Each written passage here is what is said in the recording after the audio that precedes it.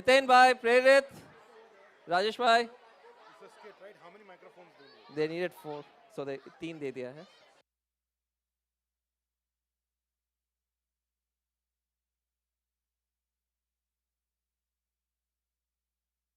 Right. While they come, just a few things. So this is the first year. This is the first year we started Bhaktamar Challenge, sponsored by Praful Bhai, Smita Bora, Girish Bhai, and Urmila Bora. We had several kids, little kids, 7-year-old, who did full Bhaktamar. $101 as the prize money. Big round of applause. Also, big round of applause to our Sutrathon team, Neetu, Aarti Auntie, Smita Ben, Lalita, where's Lalita? Lalita, please stand up. Smita Ben, please stand up. Big round of applause for the whole team. Our kids are learning so much sutras. Thank you so much. Aarti Auntie is not here, but Aarti Auntie and Dhaneshwari Auntie are both sponsors for Sutrathon. And funny enough, that's Timir's mother and mother-in-law. I've never seen that kind of a combination before.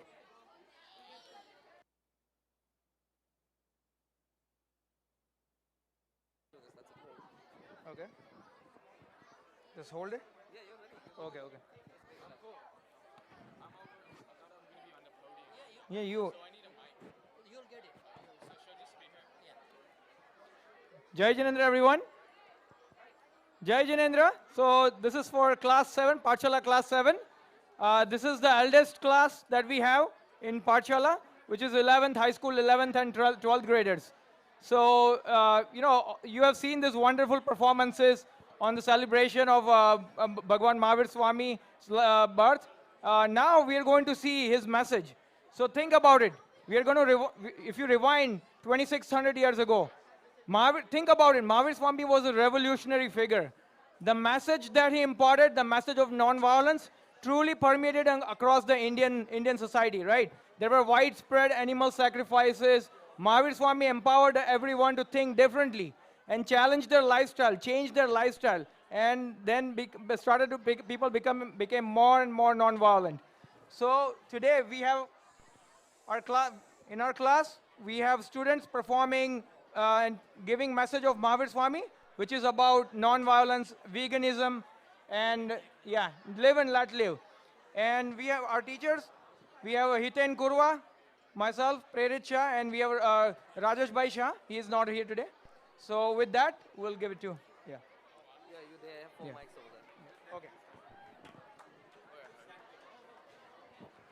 Okay. Is it on?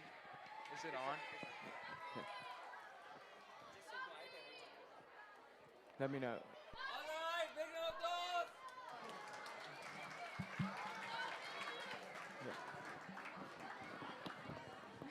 Jai Jinendra, everybody. Can I request your patience here? Please be quiet. If you want to enjoy the script, please be quiet and encourage the kids. It's going to be really hard to hear you. So please make sure that you stay quiet, okay? Janjananda, Class 7 welcomes you all to Bhagwan Mahavir Janma Kalyan Mahotsav. Today, in our 21st century world, many of us still follow the teachings of Lord Mahavir. Bhagwan's teachings, especially the principle of ahimsa, continue to remain relevant, even perhaps more nowadays.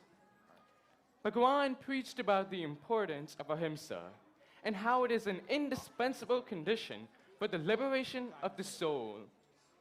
Most of us have adopted vegetarian and vegan lifestyles, yet change is not easy without increased awareness. Let us see how living in peace and harmony, following Bhagwan's teachings, is possible for the need of the hour. Live and let live. Class 7 presents the dilemma we face in our everyday lives while having lunch with our peers. We have the 3 groups: vegetarians, the non-vegetarians, and the vegans in the school cafeteria.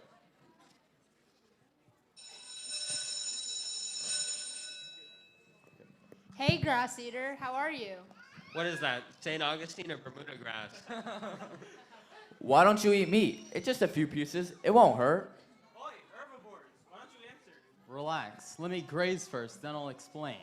Now, let me join in this. Tell me something. Do you have pets? Yeah, I have 2 dogs. I love them so much and I play with them every day. But what's that got to do with anything? Yeah, I have a dog too. He's my best pal, and he loves me regardless of my GPA. What's the dog's names? Raja.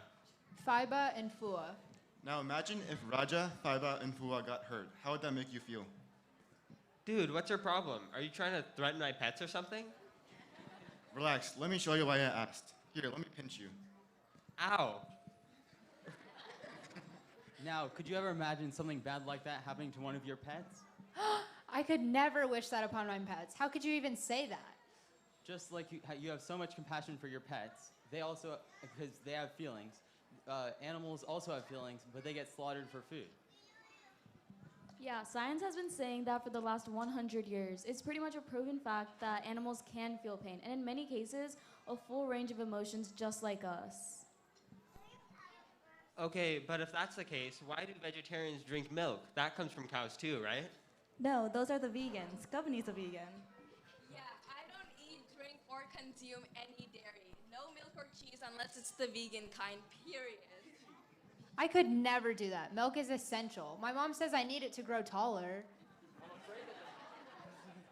afraid that the media wants us to believe that milk is healthy and full of nutrition, but it's utterly incorrect. Huh? I'm so confused. Even those vegetarians drink milk. Yeah, but I always see cows in pastures grazing, so I'm pretty sure they're treated better than other animals for slaughter. No, that's not true. Cows are injected with drugs and whatnot like crazy. Not to mention they're confined to one place for hours at a time after they finish grazing.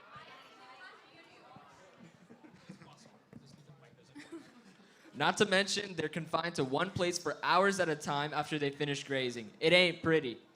Oh, okay. Jeez, I didn't know that. Recently, there's been a lot of study on how the dairy and meat industry affects our health and environment. Heck, on top of that, animals being treated horribly, meat and dairy is ultimately contributing to climate change. Did you know that a gallon of milk emits about 20 pounds of carbon dioxide and even 5 pounds of water? Man, I can't believe all this research. This has got to be a scam, man. I would be happy to take you to a dairy farm or even introduce you to a Texan dairy farm owner who converted to being vegan after realizing all the ill effects of the meat and dairy industry. You can just search all this stuff up on Google, man. And climate change is coming fast, and the meat and dairy industry is a big part of that. We are up against the clock, and there's a dire need for a reverse of climate change, and it is doable by taking small steps. Some initial steps you can take is avoid milk, yogurt, or cheese for a day, and then slowly move to a week or even a year. Trust me, after a while, change it to. You should experience it yourself. I promise that you'll be more energetic and mentally well. But I'm trying to grow stronger. Where am I getting my vitamins and minerals? There are a lot of options like fortified or almond milk. Remember, even meat eaters lack certain vitamins and need to take supplements. You can take vitamin D and B12 by choosing your food wisely and picking stuff that's naturally rich in those vitamins. Even plant-based and vegan supplements are now available. It's completely possible to live a life completely free of animal sources. See, avoiding meat and dairy consumption is healthy, not just for the environment, but also spiritually, since you're caring for all animals and following Bhagwan Mahavir's teachings of live and let live. I think I can try it for a week and maybe come over to your house for dinner. I love your mom's cooking anyways. I think that'd be kind of weird, but I guess I don't mind. Yeah, me and my mom can definitely teach you some quick recipes. Thank you. Here we see the effect of our diet choices. Vegetarians and vegans, as according to Jain doctrine and philosophy, live a life avoiding animal products. We commit ourselves to an incredibly non-violent diet. By doing so, we minimize the harm we do to all living things. We also reap the many benefits. There are many medical and health advantages. From an environmental perspective, we help towards the global goal of limiting climate change one step at a time. As was said by Lord Mahavir, live and let live. Our vegetarian and vegan lifestyles are crucially just as relevant as they have been in the past for all the same reasons. Thank you, and happy Mahavir Janma Kalyank.